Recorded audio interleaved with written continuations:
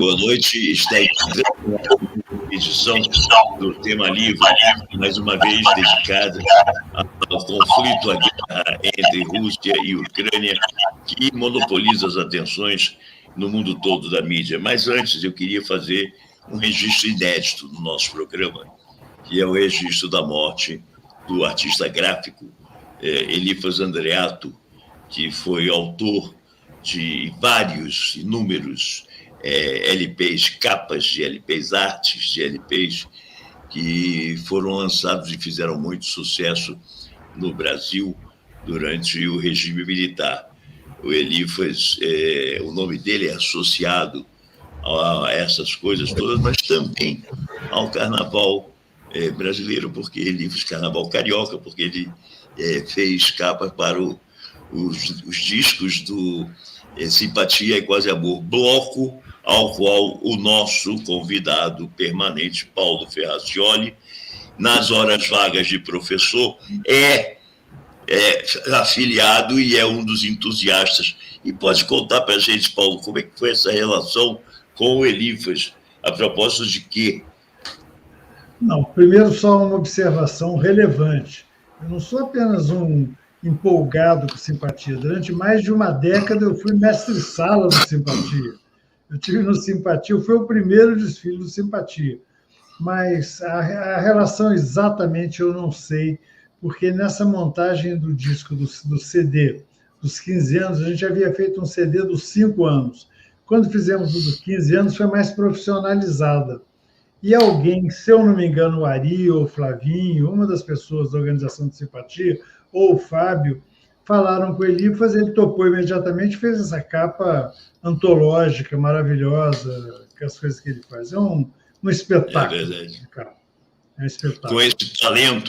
Com esse talento que o Elifas esbanjou ao longo de tantos anos, décadas e décadas a fio, as capas dos LPs do Martinho da Vila ficaram famosas, porque eram capas belíssimas. Ele tem uma capa que ele fez, aliás, uma ilustração, não sei nem se é uma capa, do Luiz Gonzaga, que tem umas mãos por trás da cabeça do Luiz Gonzaga, que é uma coisa espetacular. Olha, essa do Martinho é assim, é uma delas, que tem mãos por trás também, e é um dos LPs muito populares do Martinho da Vila. Mas vamos voltar aqui ao nosso tema, que é sério. Nós não somos um caderno B, nem um segundo caderno para ficar tratando de amenidades, ainda que amenidades fúnebres, né, Paulo? Porque nesse tempo de pandemia você fala de morte à torta e à direita o tempo todo. Mas é uma homenagem, não é uma homenagem. Exatamente. É uma homenagem a uma pessoa maravilhosa, encantadora. Isso As aí. pessoas que eu conheço, que eram chegadas a ele pessoalmente, diziam que ele era um amor de pessoa. Sim. Bom, nós vamos falar, então, da situação da Rússia e da Ucrânia e dos Estados Unidos, agora com um enfoque também, com foco nas Nações Unidas, no Conselho de Segurança das Nações Unidas, onde tanto a Rússia quanto China e outros países estão fazendo denúncias e levando questões que precisam ser estudadas e avaliadas com seriedade para que não fiquemos na mão da mídia ocidental, essa mídia que é pró-americana e que considera tudo que vem da Rússia mentira, fake news. A chancelaria da China, por exemplo, afirmou este mês de março que os Estados Unidos têm 336 laboratórios em 30 países sob seu controle, 26 somente na Ucrânia. Esses laboratórios dos Estados Unidos, eles tratam de armas biológicas. Eles estariam usando, inclusive, pássaros selvagens, bandos de pássaros selvagens, onde eles acoplam chips e depois eles ativam o chip com o pássaro já no país de destino, como se fosse um pombo-correio do mal, da morte, e causando infecções e males até então desconhecidos. Acusam, inclusive, de ter disseminado o antraz, que é uma das drogas mais letais que existem, e também o ebola, o vírus do ebola na África, onde também atuam fortemente esses laboratórios americanos, a gripe aviária, que também atingiu o Oriente e a Ásia há algum tempo, e que vira e mexe ela volta também, e até mesmo o coronavírus. Eles estão discutindo se seria ou não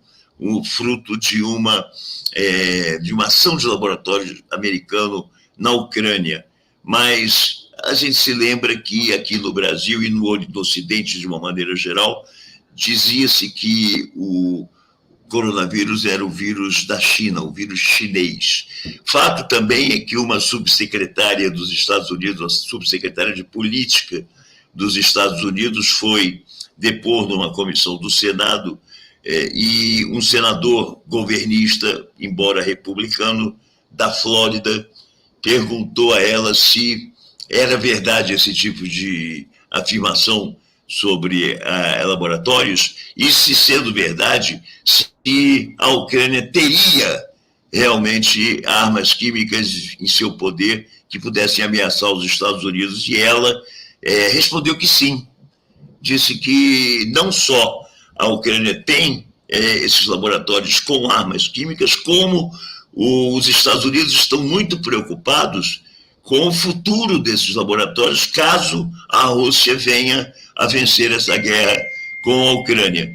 Essa situação é muito complexa, porque é sempre um disse-me-disse, não há provas concretas, e mesmo que haja mortes, não serão nunca atribuídas a esse tipo de ação, mas sim a outro tipo de ação, como as que aconteceram em Bucha hoje mesmo, e que o Paulo também tem informações sobre isso. Paulo? Eu acho que essas questões das armas químicas, assim como o que aconteceu em Bucha, enfim, em guerra, a primeira vítima é sempre a verdade, desde antes de Cristo, centenas de anos, o Ésquilo já dizia isso. A primeira vítima de qualquer guerra é a verdade.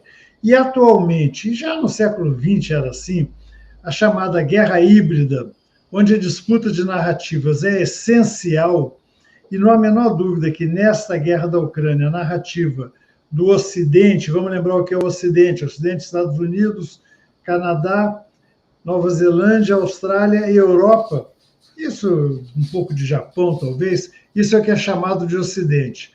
O Ocidente está ganhando essa batalha da comunicação, está ganhando de lavada, porque são muitos jornais grandes, jornais poderosos, e eles se limitam a publicar uma versão dos fatos.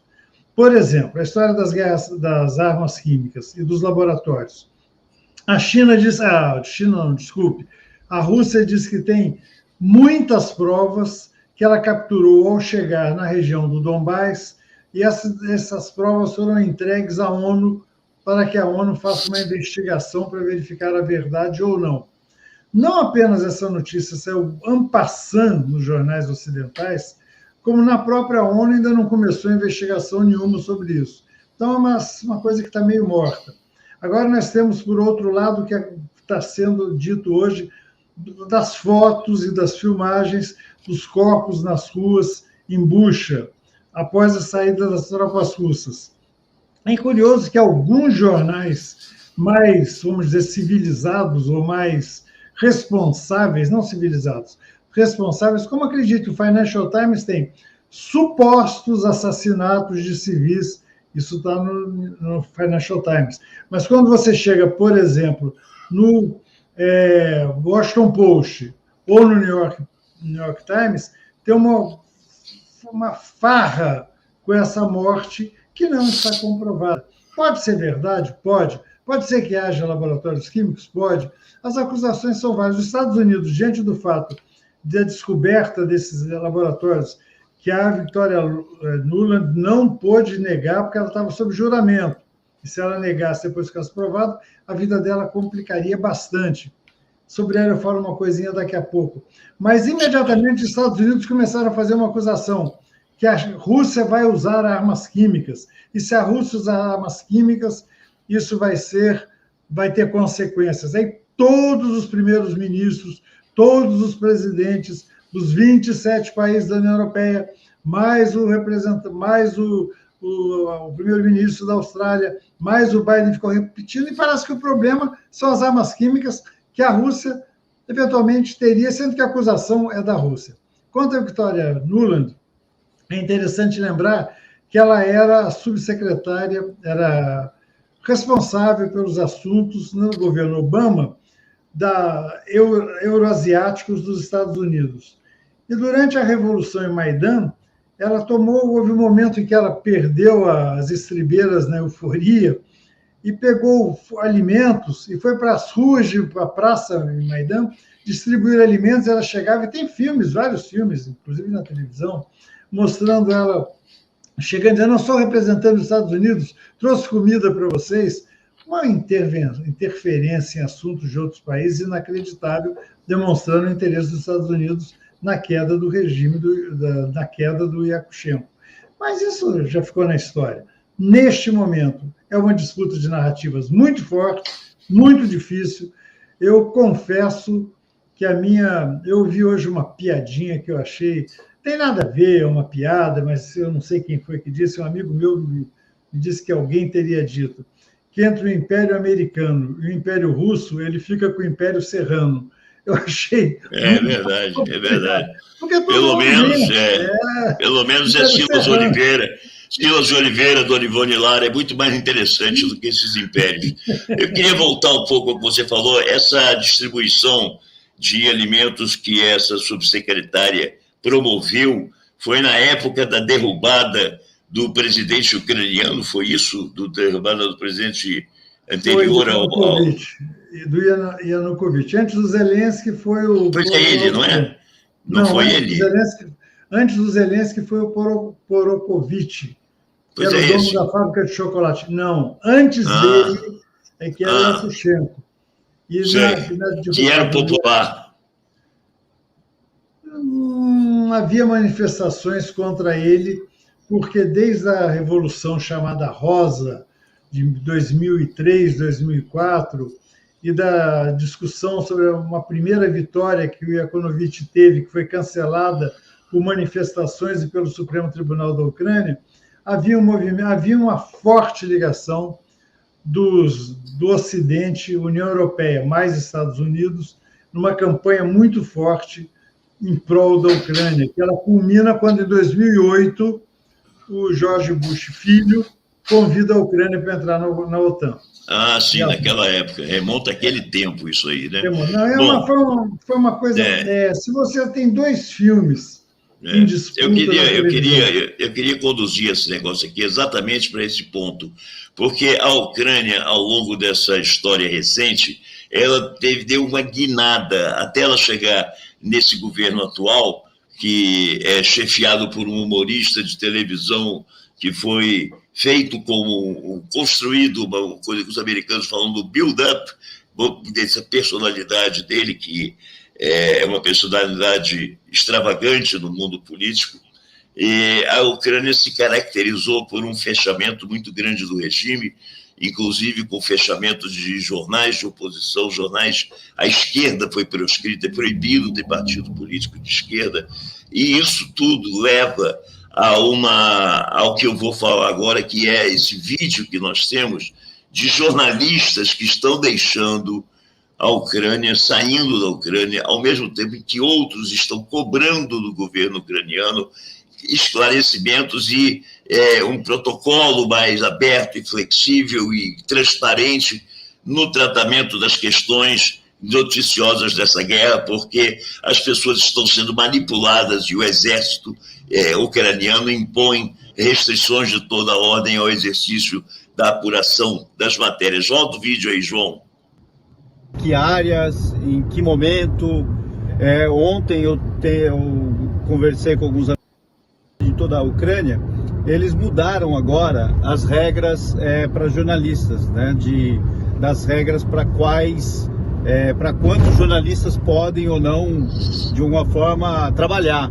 Em que áreas, em que momento. Ontem eu conversei com alguns amigos meus, fotógrafos principalmente, que foram abordados de forma bastante agressiva pela polícia, levados para a delegacia porque estavam fotografando coisas absolutamente sem nenhuma, aliás, assim, sem nenhum valor específico, nem jornalístico, para dizer a verdade. Estavam fotografando uma placa com o nome de uma rua que eles precisavam lembrar do nome, e a polícia os abordou e os levou até a delegacia. Ontem teve alguns ataques de mísseis contra uma base militar em Lviv, e essa base militar ficou bastante destruída. Era uma base militar importante, e a culpa por esse ataque aqui na Ucrânia agora tem caído sobre os jornalistas, porque as pessoas têm dito e o governo também tem dito, que aquela base ela tenha sido atacada porque os jornalistas de algum momento fizeram uma reportagem sobre ela. Então, o que absolutamente não é verdade. Legal, João. Vinda para cá, nós fomos... Beleza, isso aí. Esse vídeo aí, pode te cortar o vídeo. Esse vídeo aí, ele mostra esse trecho aí desse jornalista, evidentemente aqui do sul do Brasil, que está lá na Ucrânia, já deve ter deixado a Ucrânia nessa altura do campeonato, mas ele evidencia também esse cerco à liberdade de informação. Como disse o Paulo no início do programa, ele tem reiterado isso várias vezes, a primeira vítima em qualquer guerra é a verdade. Nesse caso, nós estamos vendo essa vítima ela ser vitimada duas vezes, porque ela é vítima por parte do governo e por parte da narrativa oficial ou da narrativa dos acontecimentos. Existem interesses em jogo nessa guerra, que são interesses econômicos que superam em muito o interesse que há sobre as vidas humanas que são mortas, extintas nesse movimento. O fato é que essa evidência da ação da polícia e das Forças Armadas ucranianas para controlar a narrativa lembra muito, principalmente levando em conta que esse jornalista é brasileiro, jornalista que fez essa observação. Nós vivemos esse período, nós conhecemos de perto esse tipo de ação, não numa guerra, mas durante o período do regime militar, quando nós tivemos uma censura rigorosa e jornalistas, fotógrafos eram parados e detidos por fotografar placas de rua, por fotografar cavalete na rua, por todo tipo de coisa que eles não entendessem do que se tratava. Paulo, você vê alguma relação entre esse ataque a essa base militar e essa tentativa ucraniana de confundir, de embaralhar as informações para que nós fiquemos mais perdidos do que já estamos nessa história? Olha, eu acho que os serviços de informação russos são extremamente competentes. Eles não precisam de informação de jornal. É claro que eles podem usar informação de jornal. Dá licença que eu não tenho problema. Mas o que eu acho mais importante de ser dito é que não é de se espantar que isso aconteça. Em época de guerra, o controle de informação é total. E, neste momento, nós assistimos a esse controle na Ucrânia, que fica aparecendo, que pode tudo, não pode. Vocês estão vendo a Associação dos Jornalistas, não me lembro, lançou uma nota dizendo que eles estavam sendo cerceados, o que não é nenhuma surpresa, como também está se controlando a informação na Rússia, o que não é nenhuma surpresa, porque a disputa de narrativas é fundamental. Ela exige o controle de informações. Então, imaginar a liberdade de imprensa durante guerra, muito difícil, muito difícil. Seja a guerra que for em toda a história da humanidade. É que você é jornalista, Golo, acha que isso aí é uma agressão a toda a classe. E claro que é. É uma agressão a toda a sociedade que impede de saber o que está acontecendo. É verdade. Porém, é o que acontece sempre. Sempre. Não, é verdade, é verdade. Inclusive, nessa questão da informação contra informação, da montagem de um aparato de comunicação de massa, de comunicação do governo para as massas, eu acredito que os Estados Unidos estão bem à frente da Rússia nesse tipo de jogo, desse tipo de coisa. Primeiro, pela dificuldade que a Rússia tem, até uma dificuldade linguística, de se fazer entender no resto do mundo. Os Estados Unidos, pelo fato de dominarem o inglês, dominam também as narrativas ao redor do mundo, inclusive do Oriente, onde já botou o japonês também debaixo do inglês, quer dizer, ou seja, o Japão tem uma segunda língua oficial, que é o inglês, desde o fim da Segunda Guerra Mundial. Mas essa história aí é uma história para outro momento, para outro programa, outra conversa, porque o que nós estamos tratando é essa questão da Ucrânia, Kiev, e da Rússia, e do Putin, e essas histórias estão todas imbricadas, intricadas, elas se misturam muito e ficam cada dia mais confusas, mais embaralhadas. Nós não conseguimos desfazer esse novelo para saber direitinho o que é o interesse. Por exemplo, o Putin determinou que os negócios, as compras, a venda de petróleo e gás terá de ser paga em rublos, que é a moeda nacional russa. Isso é uma retaliação aos Estados Unidos, o Paulo? Ou você acha que isso é uma manobra de sobrevivência da Rússia, que não pode viver à margem do sistema do dólar sem afirmar a sua moeda? Eu acho que o que houve foi um problema de escolha da forma de contar a história. O que a Rússia está fazendo é uma coisa muito trivial. Como todos os recursos em moeda estrangeira que ela tem no exterior estão sendo aprisionados pelos bancos por ordem dos Estados Unidos e por ordem da União Europeia, se ela recebe o gás ou o petróleo nas moedas em euro, por exemplo, ou em dólares, e esses dólares são recebidos no Gazprombank que esteja na Europa, essa moeda não vai poder ser transferida para o Banco Central da Rússia.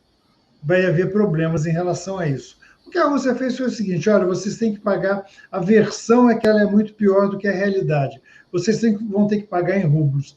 Não é bem que vai ter que se pagar em rublos. O que tem que ser feito é que o Gazprombank vai abrir para cada devedor, para cada usuário comprador do gás da Rússia, uma conta em rublos e uma conta na moeda em que ele desejar, por exemplo, em euros ou em dólares ou qualquer coisa. O país, por exemplo, a Alemanha, se ela quiser, ela poderá pagar em euros. Não está proibida. Mas ela não vai pagar na Gazprom da Alemanha, que, aliás, fechou ontem, fechou sexta-feira. Ela vai ter que pagar na conta dela dentro da Rússia. O Gazprombank, dentro da Rússia, vai fazer a transferência da moeda euros para a moeda rublos, e os rublos ela vai transferir para o governo da Rússia. Nisso implica uma transação que envolve o Banco Central da Rússia, que está sancionado. Então, é muito simples o que está acontecendo, não há dificuldade. Se você fosse o dono do gás, você entregar o gás em troca de um dinheiro que você sabe que vai entrar na sua conta, mas você não pode mexer, porque tem uma sanção que impede você de trazer o recurso de volta, ou você vai querer já receber num banco dentro do seu país, que o recurso está dentro do seu país, e aí você faz o que quer. Resta uma dúvida: como é que a Rússia vai poder gastar esses euros ou esses dólares, por exemplo? Depende. Ela certamente não vai poder fazer transações bancárias com a Europa, nem com os Estados Unidos. Mas se ela tiver outros países que aceitem esses euros ou esses dólares que ela tenha, ela poderá operar com esse dinheiro fora do controle dos Estados Unidos ou da Rússia. Sim. Mas vamos um passo além, ou da Europa, mas vamos um passo além. Na pior das hipóteses, o que acontecerá é que as reservas russas vão começar a aumentar muito significativamente. Eu estava olhando o que aconteceu com a moeda, o valor da moeda russa. Depois ela atingir praticamente 150 rublos por dólar no dia 7, se eu não me engano, ela já começou uma recuperação que antes de começar a guerra eram 85, 86 rublos por dólar. Na sexta-feira já estava 85. Agora, os mercados que já abriram ali agora mesmo já está 83, ou seja, o rublo está se valorizando em torno disso. Pois e aí que entra uma preocupação muito grande minha em relação a essa ideia de bucha. Pois é, essa aí. É desesperador para os Estados Unidos, para o chamado Ocidente, o que está acontecendo. As sanções estão se voltando. As empresas alemãs, tanto algumas pequenas, como vamos pegar uma enorme, a BASF, foi para a televisão dizer, olha, vocês vão quebrar a minha empresa. Nós estamos falando de uma das maiores empresas químicas do mundo. Eu acho que essa invenção de assassinatos de 400 civis tem a ideia de uma justificativa de algo que eu ainda não sei o que é, mas que fica no ar, eu acho muito esquisito. Nós podemos voltar a essa questão quando houver mais indícios concretos disso aí, mas essas providências que o governo russo vem adotando revelam o viés de que a versão do Putin é correta, que ele está agindo para salvaguardar o interesse nacional russo diante do bloqueio estrangeiro, que não é um bloqueio americano, mas do bloqueio estrangeiro contra a Rússia, que está se envolvendo ali. O que está acontecendo também, e que me chamou a atenção e que eu gostaria que você abordasse, é que circulam informações de que os Estados Unidos estão interessados em esticar mais a corda desse conflito russo com a Ucrânia, e para isso já tem manifestado ao presidente ucraniano que não negocia um acordo já com a Rússia, não querem esse interesse, não tem interesse nisso. Eu, evidentemente, não tenho o nome das pessoas que falam isso, nem sei se elas realmente existem, porque a gente já sabe que a verdade mora no fundo do poço, como dizia Noel Rosa. Mas o fato é que essa providência, essa mostra que nós estamos na mão desse pessoal. Quer dizer, o Biden quer realmente o fim do conflito ou não quer? É interessante ou não é?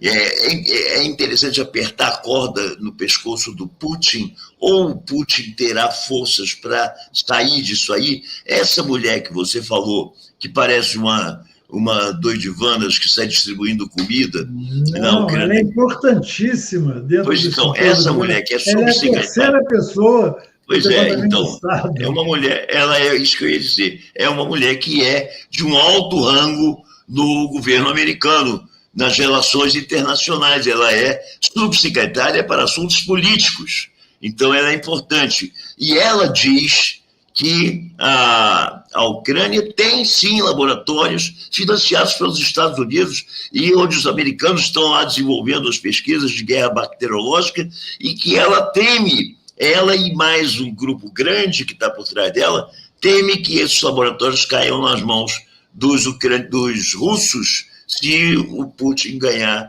esse conflito com a Ucrânia. Essa questão que eu fico pensando, onde é que nós vamos parar se a coisa, ao mesmo tempo que o Biden não quer fazer o acordo agora, porque ele quer desativar os laboratórios. O que pode acontecer nisso aí? O que é que você acha que está acontecendo e que nós não estamos sabendo, nem mídia nenhuma está vendo, mas que pode estar se desenrolando aí diante de nós e que não são assassinatos, pura e simplesmente? Eu acho que a questão vai além dos laboratórios. Eu acho que a questão vai de desgastar a Rússia, manter a Rússia numa guerra que é prejudicial aos interesses dela, uma guerra onde a narrativa sempre pode ser de uma derrota da Rússia a cada dia. Vamos pegar o caso de ontem e antes de ontem. A Rússia saiu do cerco de Kiev e está levando as suas tropas para a região de Donbás. O general russo foi para a televisão e explicou qual era o objetivo. Explicou detalhadamente.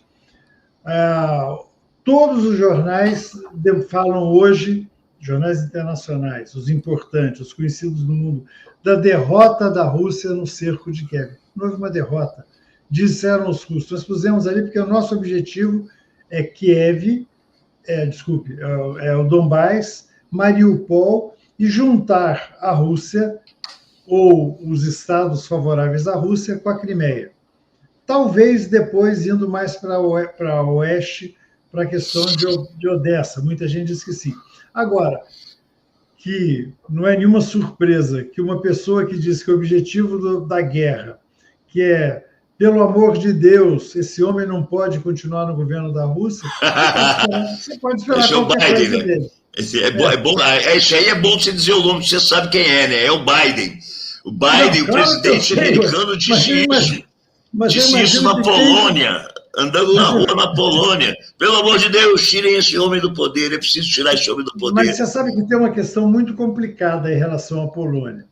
A Polônia pensa em reivindicar uma parcela significativa do território da Ucrânia, que já foi da Polônia. Que já foi dela, claro. É uma parcela.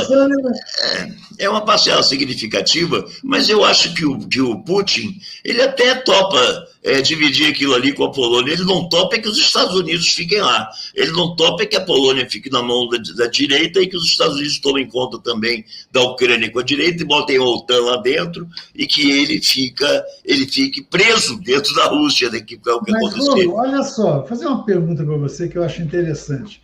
Quando começa a sair uma notícia de que os Estados Unidos estão preocupados que o Zelensky possa fazer alguma negociação, quem tem interesse nessa notícia? Essa notícia sai do nada? Não. Ela parece que tem uma negociação em andamento. Claro. Essa negociação, os Estados Unidos estão preocupadíssimos com ela, então não é surpresa. E qual é a negociação? O Zelensky tem um problema político interno, que as pessoas acham que ele vai cair meio que inevitavelmente.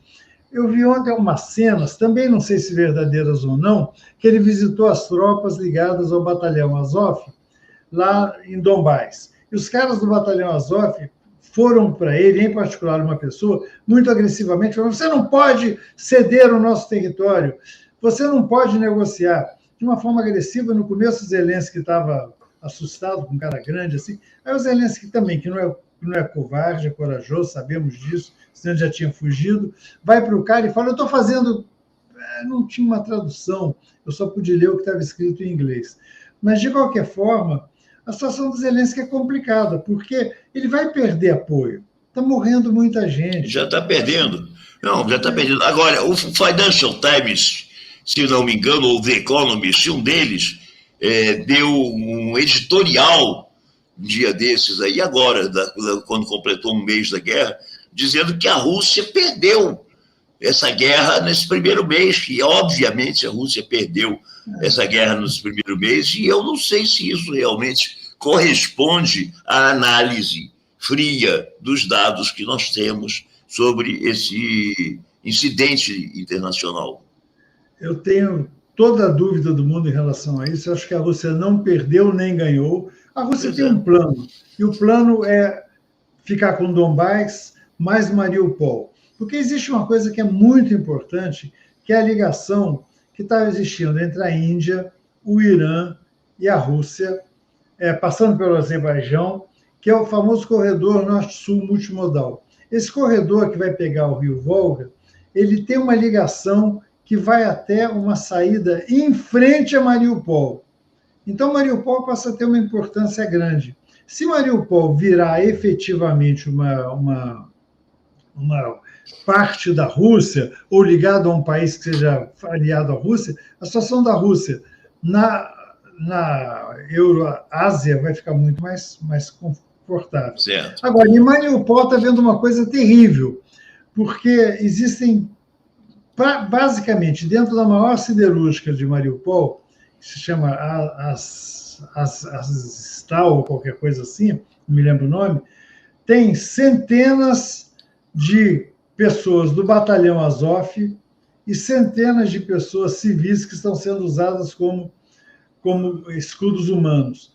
Você viu isso na imprensa ocidental? Não. Eu fico Não. procurando essas coisas na imprensa da China, na imprensa da Índia. É uma coisa complexa, você não vê essas informações.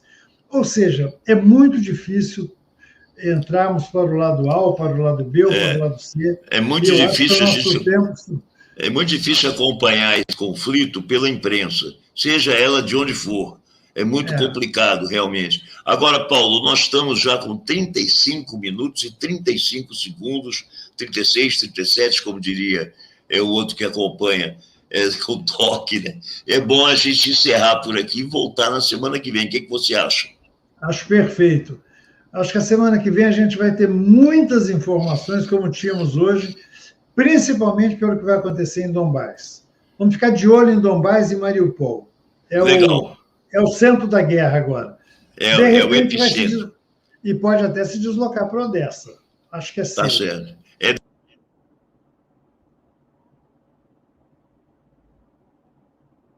Acho que caiu. Bom, se caiu o bolo, eu despeço em nome de nós dois. Quanto a mim, agradeço muito a gentileza do Bolo me convidar para vir aqui, o que eu acho muito bom. Um abraço para todos vocês. Até o próximo domingo.